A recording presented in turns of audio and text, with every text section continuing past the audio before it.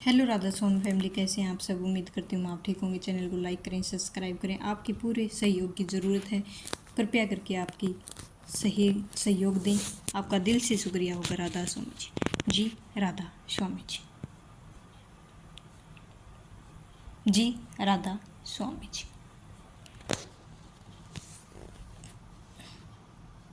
हमारा क्या ठिकाना है, कहाँ हमको रहना है, क्या हमारा करना है।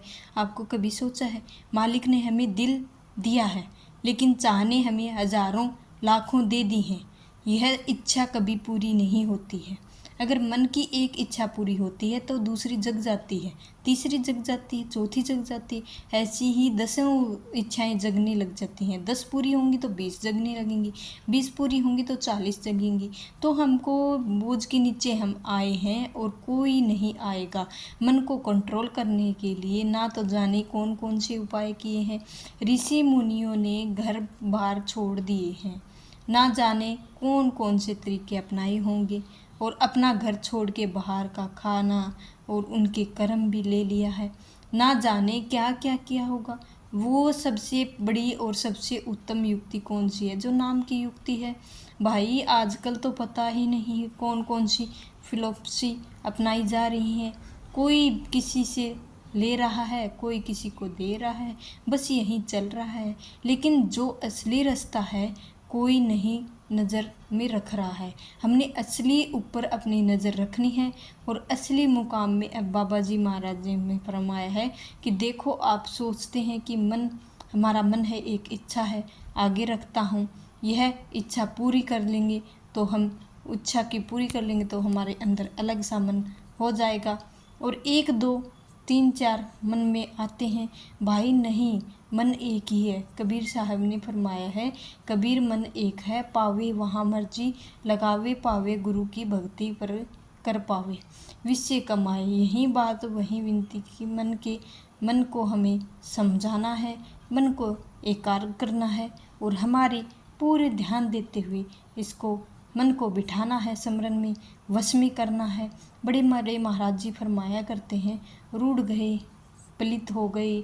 और आप विचार करो कि एक अंधा व्यक्ति कितनी देर तक किसी को व्यक्ति को रास्ता दिखा सकता है।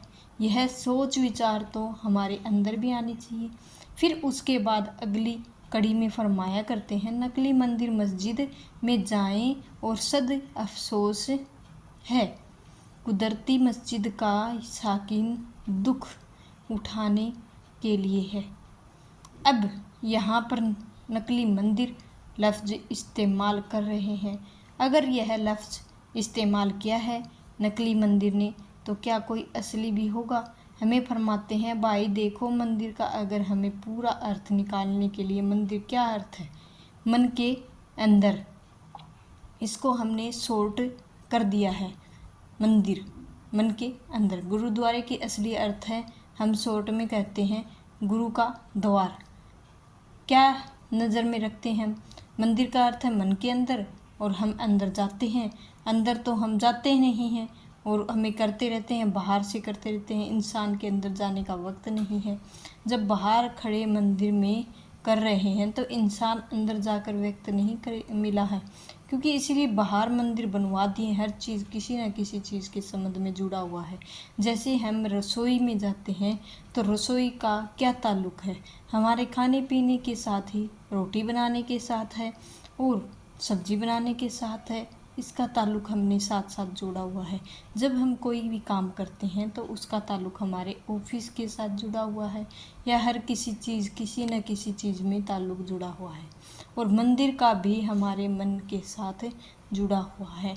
हम मंदिर में जाकर उस एटमोफेयर को अपने अंदर बसा के मालिक की भक्ति में बैठते हैं। क्या करते हैं, वही तो विनती है हमारी।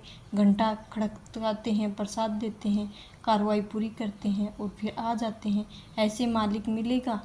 ओ भाई, अंतर्मुखी होना है।